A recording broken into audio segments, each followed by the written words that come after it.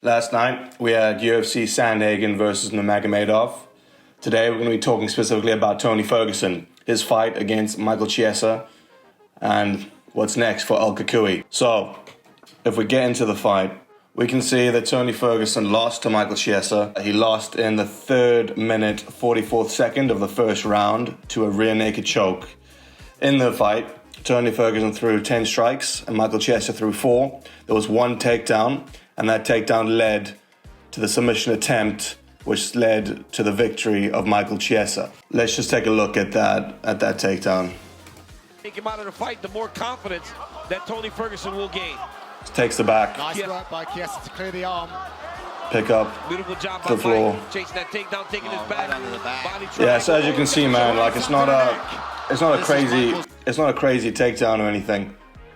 Pretty much Tony gave up his back. You know, prime Tony Ferguson would absolutely never. In the fight, if you watch the whole thing, there's obviously not much to judge, but man was slow, has no hip mobility, and just obviously doesn't look like the Tony Ferguson we know. But we know this, right?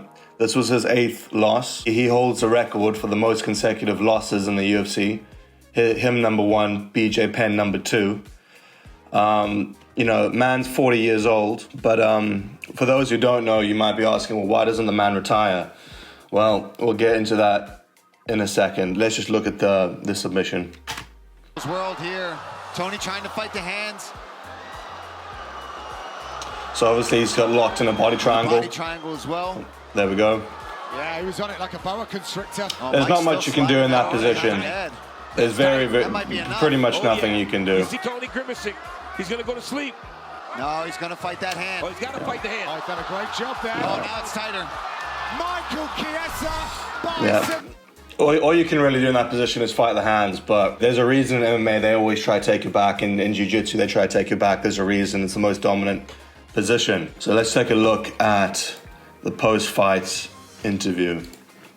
Michael Maverick Chiesa.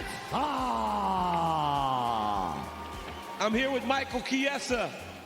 Michael, what a performance. For a long time, you have wanted to fight Tony Ferguson. You got that fight. You got the finish. How does it feel? Just as a side note, 12 wins by submission is quite a crazy statistic.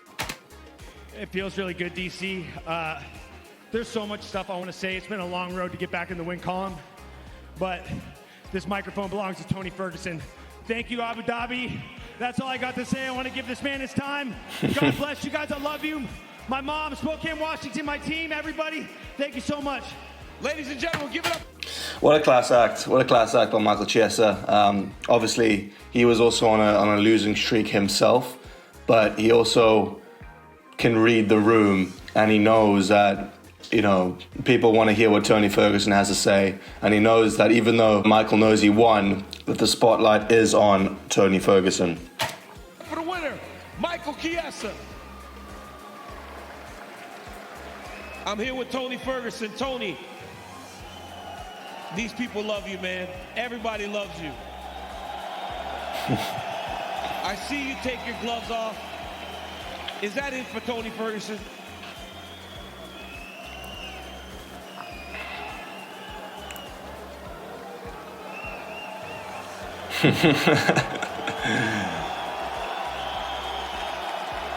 Tony.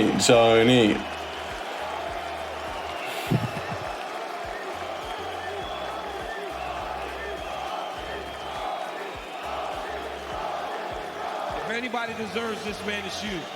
What you have done in your career has been so special to so many. How are you feeling right now as you look toward what might be the end of your career, or at least in the UFC? I know I could have did better. I know that a little bit more wrestling going into today. Man, I got to give it to Michael. I know we're going to talk afterwards, but he was just on point with that hook, and it was hard to fight it. So, I don't want to retire. I really don't. But I love the UFC, and I don't want to go anywhere else. So I'm not going to put both gloves down. I'm going to put one. And I'm going to keep the other one just in case. I'm going to go home. I'm going to talk to my wife. I'm going to give my kids a big-ass hug. I'm going to enjoy the rest of the stay here in Abu Dhabi. And I can't believe that there's so many of you fans that like us here. Me and DC, we go way back, bro. My man. Yes, Tony, if this is the end, man, your career has been absolutely phenomenal. Ladies and gentlemen, give it up for the legend, Tony Ferguson.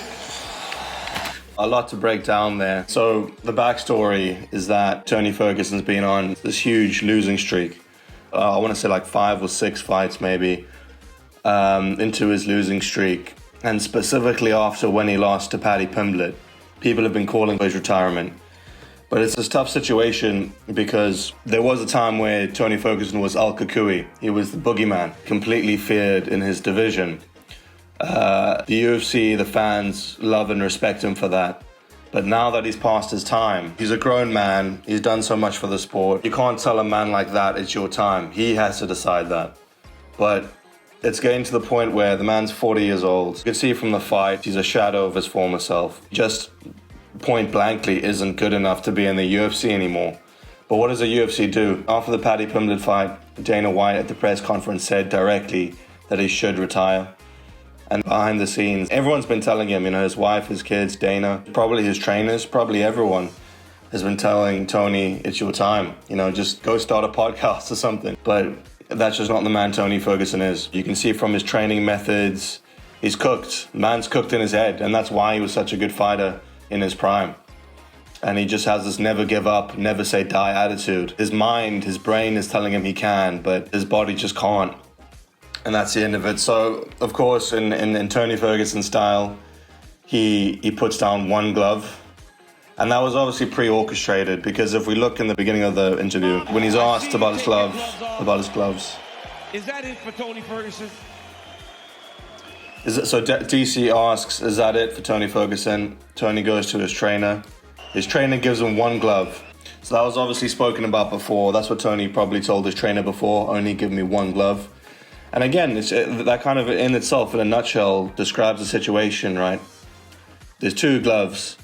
Everyone's telling him to put them down. Everyone's telling him, put them down, Tony. But he doesn't want to. So the compromise is he puts down one glove. In his mind, he wins, I guess. Who knows, man? Who knows what the right thing to do is? Even if Dana cuts him from the UFC, what's stopping him from joining Bellator or joining the PFL or even going bare knuckle? I don't think we can say that's an impossibility. I think it's quite likely that's what Tony would do.